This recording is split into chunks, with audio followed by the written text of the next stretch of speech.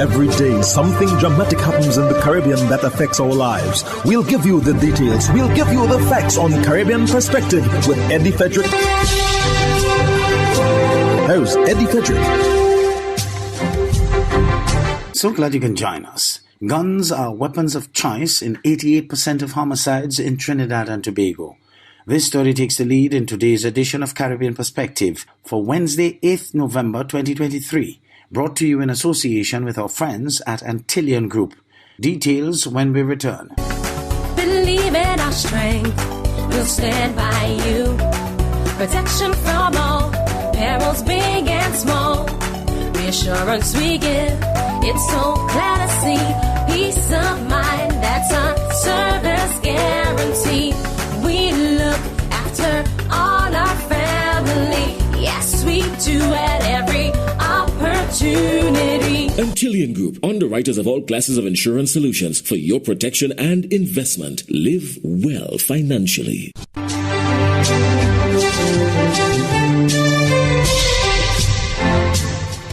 Welcome back. Since 2014, more than 4,700 people have been murdered. Senior Superintendent Rishi Singh estimates that 88% of all homicides in Trinidad and Tobago are committed with a firearm. Illegal weapons have been flooding the streets of Trinidad and Tobago for the past decade. But where are these illegal guns coming from? What's the street value of a gun? And how easy is it to get one? CNC3 News investigates in this exclusive report by Guardian Media's Investigations Desk, and Joshua Simongal reports. A Trinbagonian has been shot dead every 20 hours since 2014. The illegal gun trade is a multi-million-dollar cash-based business with an increasing demand for product. Based on CNC3 News investigations, the most commonly used illegal guns are the Glock and Beretta 9mm pistol. A Glock can cost as much as $18,000 on the black market, but it depends on the source. A revolver can go for around 12,000 TT and up, a pistol $18,000 and up, a rifle $30,000 and up, and a machine gun can go for $35,000 and up. The information that I have suggests that more of them are actually coming through illegal ports of entry, meaning people might be dropping them with vehicles, people may be bringing them through boats and all of that, whether pleasure craft, whether pirogues from Venezuela. A gun seller told CNC3 News that he gets his guns from marijuana shipments from Venezuela. Other sources said guns can be rented for cheaper from a gang. At the CARICOM Crime Symposium earlier this year, US-based criminal justice professor Andres Rengifo estimated that each murder cost the country US $350,000. Based on his calculations, gun homicides have cost the country more than 7.5 billion TT since 2014. The Northern Division is the gun violence capital of TNT, based on the police's statistics. Between January 2014 and September 2023, there were 1,098 homicides, 23% of all murders.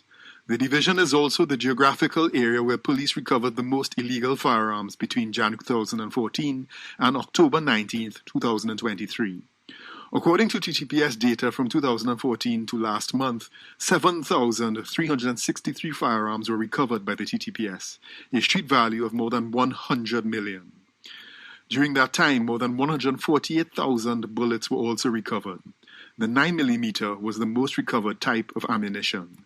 Joshua Simongal, CNC3 News. Interference in the affairs of the Tobago House of Assembly is not something the Prime Minister will do. So says Dr. Keith Rowley, Prime Minister of Trinidad and Tobago, not for the first time as he spoke to the audience of the People's National Movement's meeting on Sunday last.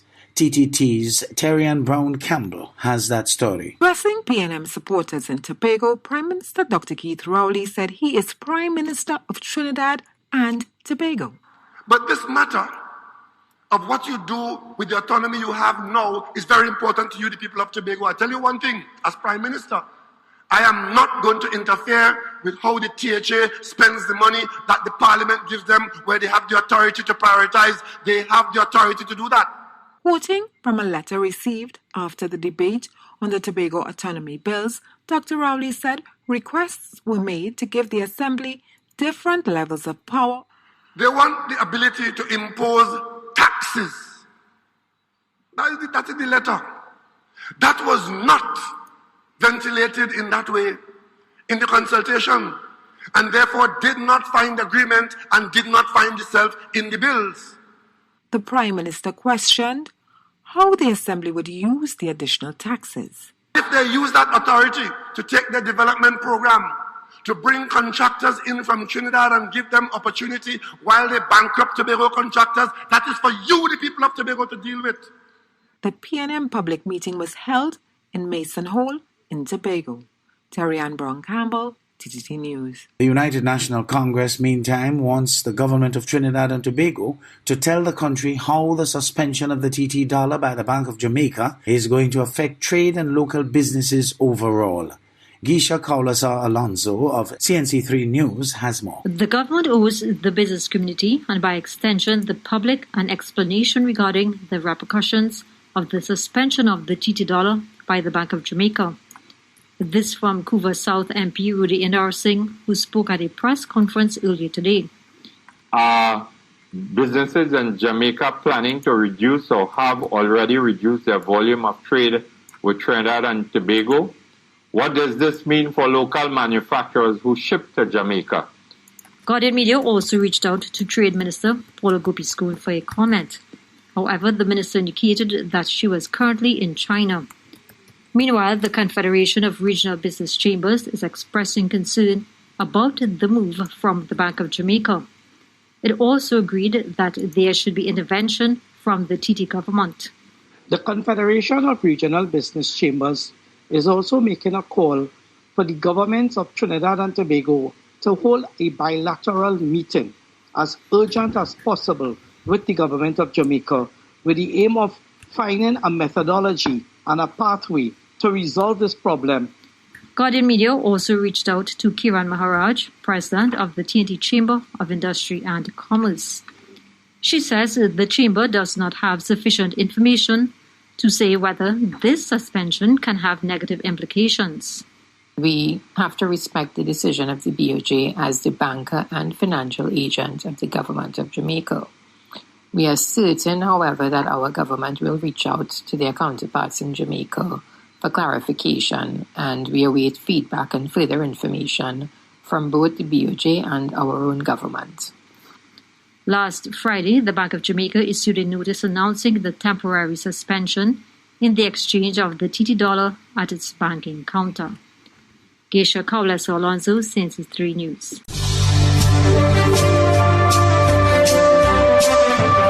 You're listening to Caribbean Perspective with Eddie Frederick, in association with our friends at Antillean Group, underwriters of all classes of insurance solutions for your protection and investment. Live well financially.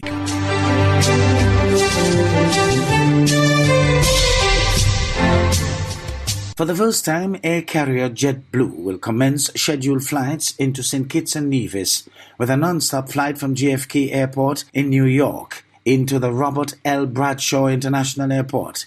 Glenn Bard of SKN Newsline reports. The inaugural flight will commence year-round service 3 times per week using the airline's Airbus 320 aircraft.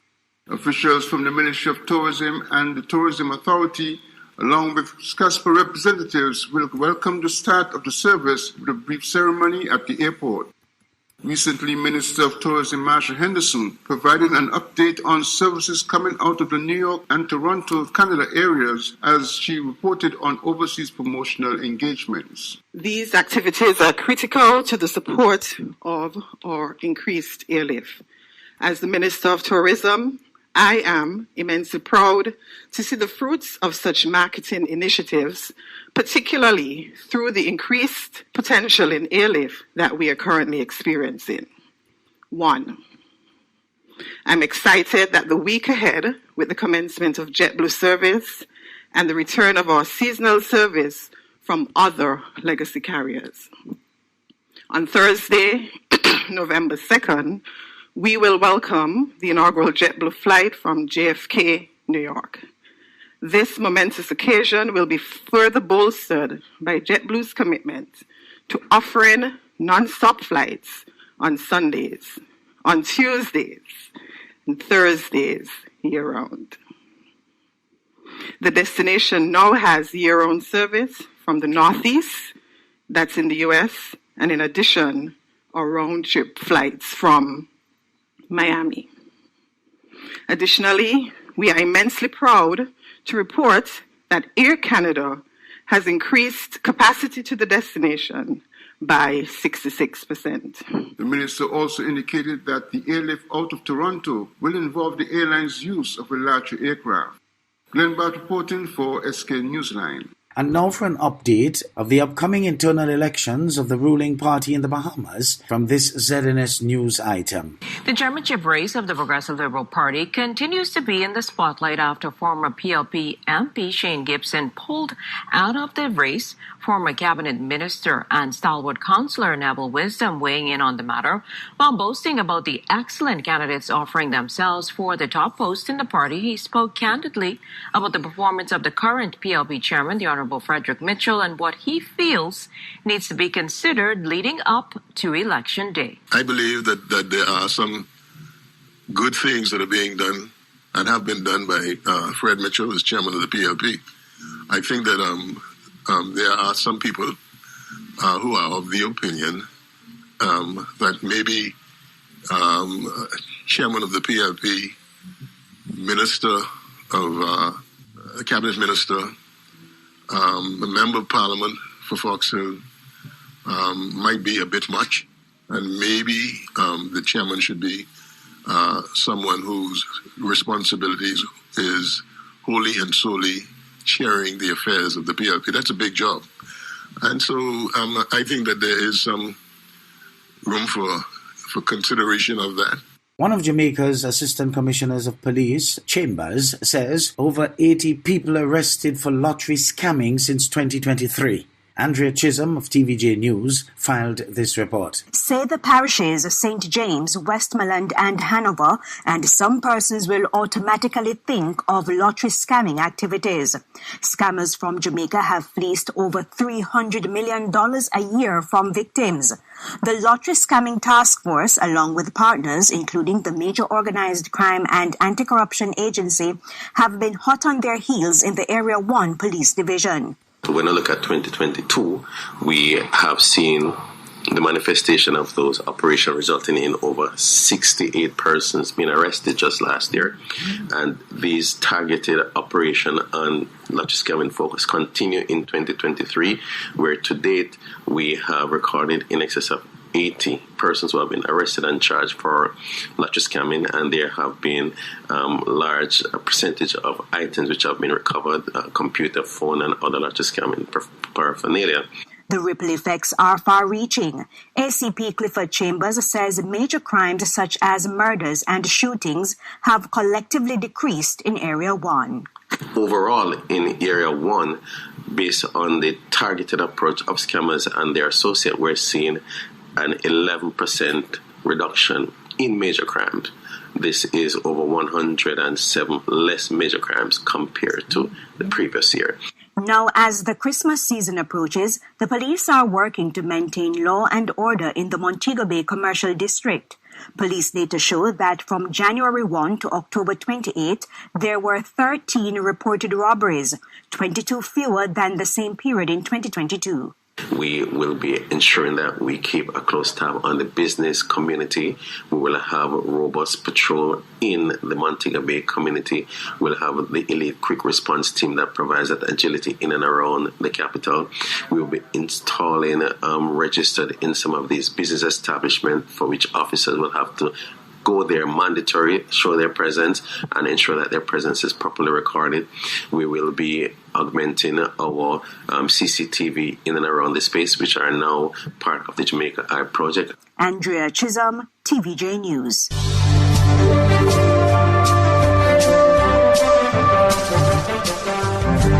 I am Eddie Frederick. This has been Caribbean Perspective, a whole new approach to highlighting developments in the Caribbean. In the meantime, please follow us on Facebook and subscribe to our YouTube channel for daily regional news and more, in association with our friends at Antillian Group. Believe in our strength, we'll stand by you. Protection from all perils, big and small. Reassurance we give It's so clear to see peace of mind, that's a service guarantee. We look after all our family. Yes, we do at every opportunity. Antillean Group, underwriters of all classes of insurance solutions for your protection and investment. Live well financially.